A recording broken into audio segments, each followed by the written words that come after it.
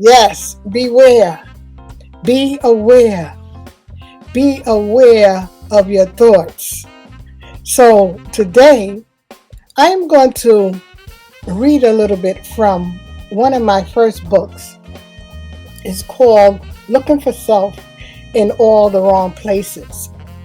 It has been revised, but it's on Amazon. You'll see it when you go there.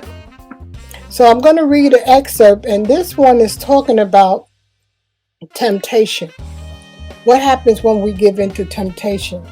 So you remember the movie The Wiz with Dorothy, Diana Ross, and Michael Jackson? Well, this book talks about the scenes in it. So listen to this excerpt and I'll explain it.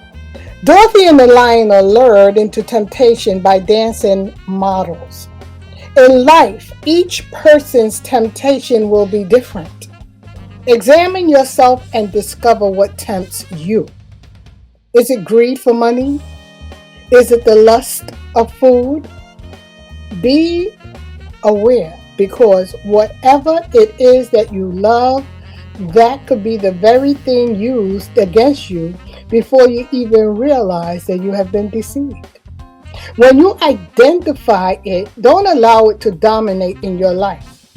You have to use the wisdom of the scarecrow, the discernment of the tin man, and the courage of the lion to stay on the path, to stay on your yellow brick road. Dorothy and the lion fell off course and lost focus. They allowed themselves to become hypnotized and distracted while on their journey. How often do we do that? How often do we say we're going to do a certain thing and then something else comes up and we forget all about what we were going to do?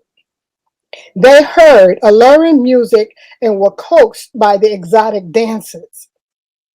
They stepped off of their yellow brick road before they realized what they were doing. The Tin Man, which is your heart discretion, and the Scarecrow, which is the wisdom that we all have, followed them and came to their rescue. The Scarecrow noticed almost instantly that they were deterring from their path. Imagine how many times your intuition insisted that you make a right turn, but instead you made a left turn and regretted your decision. The lion awakens and he finds Dorothy lying motionless. He feels helpless because he hadn't protected her this time. When we can't provide for our loved ones for whatever reason, we feel useless and helpless. That is why we find so many homeless people, people in mental institutions, and people on drugs. We blame ourselves, and in most cases, we blame God for our lot in life. The lion questions his God, the Almighty Zeus. It's my entire fault. Almighty Zeus, God of the universe, why have you cursed me? Now, we may not say Zeus, but we have names for our gods too, and sometimes we might do the same thing. We often feel as though we've been cursed. We ask, why do I have to suffer so? Why am I poor? Why did I have to be born in this body, in this skin? Why am I not rich yet? Why was I born? Does this sound familiar to you? We have already seen that it's easy to feel separated from God, even though it is not the true case. And even though it may not seem proper, it is okay to ask questions of God. Why is this happening, Lord? Why are you allowing this to happen to me? It's okay to ask questions. God understands our misdirection, and it is only because we question that we will get answers in the first place. The lion continues, I can't even protect my friends, foolish and weak again. Let me end it all. The lion is really hard on himself, just as the scarecrow and the tin men were. This is a message that the strong must pass on to the weak. What message? That there's a place. There is a place we'll go, visions of a brighter tomorrow. No fear in this place.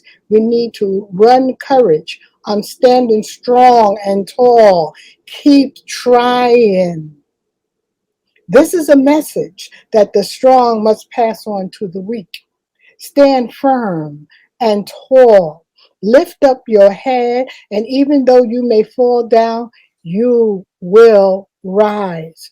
You must rise. The journey's not over just because you are tired. That's the same message in Langston Hughes' poem, Mother to Son. Don't you sit down because you're tired. Rise up. Just a little more internal work, and you will reap the genuine benefits that this life has to offer. And that goes for all of us. Refuse to accept the popular opinion that life is not fair. That's going around. People say it all the time. Refuse to accept that. Stop teaching this to your children. Take a course in how to know yourself, and then you will begin on your journey of self discovery. Start to read self help, psychology, and philosophy books. And don't forget the greatest book ever written, the Holy Scriptures. As you read, pray for wisdom and discernment. You will find that the more you learn about yourself, the more you will learn about the God that created you. The more you learn about God, the more you will find that He created a just and a perfect Garden of Eden for you and me to live in. And it's going to begin in your mind. You will find that He gave us a free will so that we can express His mighty will. The longer you put off this search, the deeper you'll sink into the quicksand of ignorance. Even though you haven't arrived at that place of peace or haven't seen your daylight yet, it will definitely be obtained if you follow your yellow brick road. You will become like a tree planted by the rivers of waters. And in the words of Yolanda Adams in her song, You Gotta Believe, you will see yourself at the finish line. So this is going to be a short message. The message is do not give in to temptation. The message is hold your head up high.